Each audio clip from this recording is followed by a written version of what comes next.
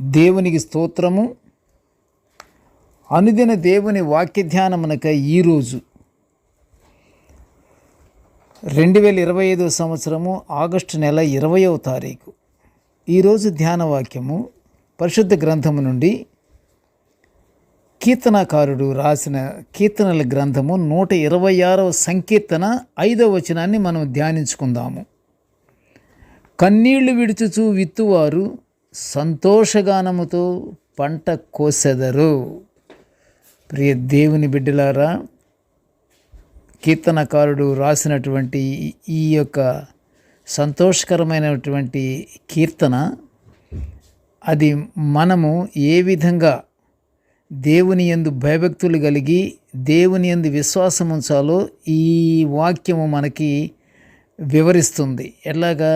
కన్నీళ్లు విడుచుచు విత్తువారు సంతోషగానముతో పంట కోసెదరు. ప్రియ దేవుని బిడ్డలారా, ఈరోజు ధ్యాన వాక్యము ప్రజలు శ్రమల్లో దేవునికి ప్రార్థన చేస్తూ సంతోషభరితమైన జీవితాన్ని గడుపుట గురించి మనం ధ్యానించుకుంటున్నాము. ప్రజలు శ్రమల్లో ఉండి ఎంత అగచాట్లు పడుతున్నారో వారి కన్నీరే సాక్ష్యమని నేటి ధ్యాన వాక్యము ద్వారా మనకి తెలియబడుచున్నది. ఎందుకంటే ప్రతి ఒక్కరూ శ్రమలు లేకుండా అనేది లేదు. శ్రమలు ఖచ్చితంగా ఉండాలి. శ్రమలు ఉంటేనే నువ్వు ప్రార్థన చేయగలిగేది. శ్రమల్లో ఉంటేనే నువ్వు దేవుణ్ణి స్తుతించేది.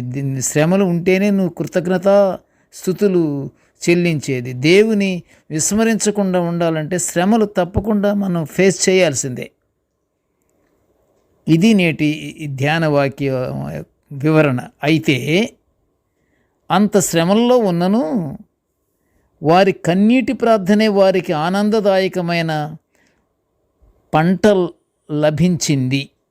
ఎలాగంటే శ్రమల్లో వారి పట్టుదల కలిగిన ప్రార్థనలే వారిని నిరీక్షణకు గురి చేసింది. దేవుడు తోడయ్యుండి మంచి ఫలాన్ని ఇచ్చినట్లుగా మనం ఇక్కడ చూస్తున్నాము.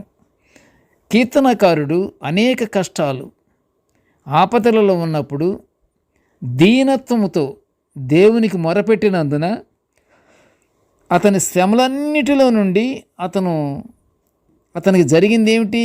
ఆయన రక్షింపబడినట్లుగా కీర్తనల గ్రంథము 34వ సంకీర్తన 6వ వచనములో మనం చూస్తున్నాము. ఆయన ఎన్నో శ్రమలు, నిత్యము శ్రమలే, ఆపదలు ఆయనకి చుట్టూత శత్రుముఖే.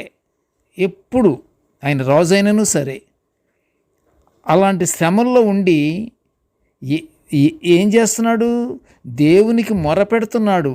అయ్యా, నేను శ్రమల్లో ఉన్నాను, నీవే నా ఆశ్రయము, నీవే నా కొండ, నీవే నా దుర్గము, ఇక నాకు ఏ దారి లేదు, నీవే ప్రభువా, నువ్వు రక్షించాలి, నీ ఆశ్రయంలో నేను మెలగాలి, అందుకని నీ యొక్క ఆశ్రయంలో నాకు చోటివు తండ్రి అంటున్నాడు ప్రభువుని.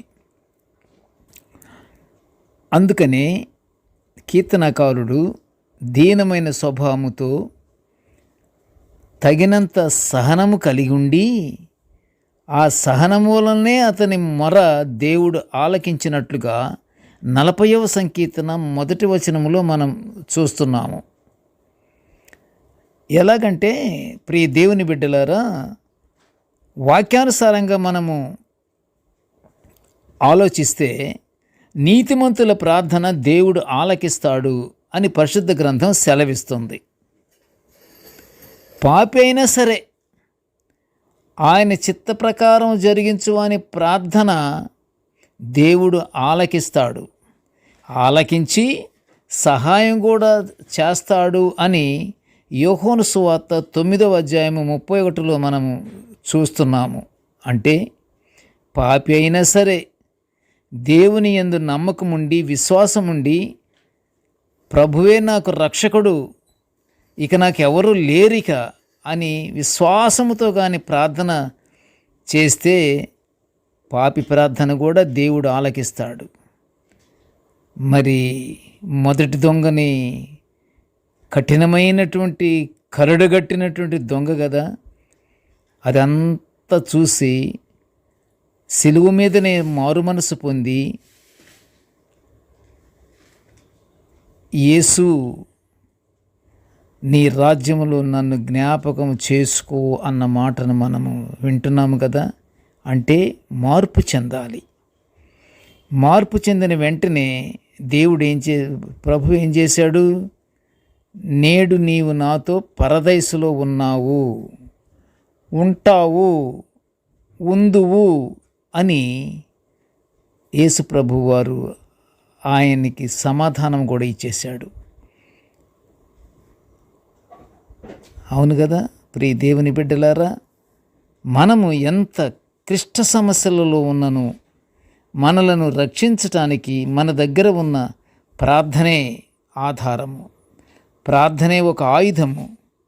ఆ ఆయుధాన్ని పూర్ణ హృదయముతో నమ్మకము కలిగి తగ్గింపు ధోరణిలో ఉపవాస ప్రార్థనలతో మనము ప్రార్థించినట్లయితే దేవుడు మనకు తప్పకుండా సహాయం చేస్తాడు, మనకి పరలోక ఆశీర్వాదాలు అనుగ్రహిస్తాడు. ప్రార్థన చేసుకుందాము. కృపగల తండ్రి, జీవముగల నాయనా, నీకు స్తోత్రములు. ప్రభువా, నీ దివ్యమైన వాక్యాలను మేము నిత్యం ఇలా ధ్యానించుకునే గొప్ప భాగ్యాన్ని మాకు అనుగ్రహించినందుకు నీకు స్తోత్రములు, స్తోత్రములు, స్తోత్రములు నాయన. తండ్రి, నేటి ధ్యాన వాక్యాన్ని వినుచున్న ప్రతి బిడ్డను ఆశీర్వదించయ్యా. తండ్రి, నీ యందు భయభక్తులు కలిగి దీన మనస్సు కలిగి తండ్రి నిన్నే ఆరాధించుకుంటూ, నిన్ను స్తుతించుకుంటూ, నిన్ను మహిమపరుచుకునే భాగ్యాన్ని మాకు అనుగ్రహించమని ఈ మనవులన్నీ యేసయ్య పుణ్యనామమున వినయముగా వేడుకొనుచుంటున్నాము తండ్రి. Amen, amen, amen. దేవుడు మనల్ని అందరినీ బహుగా దీవించుగాక. ఆమెన్.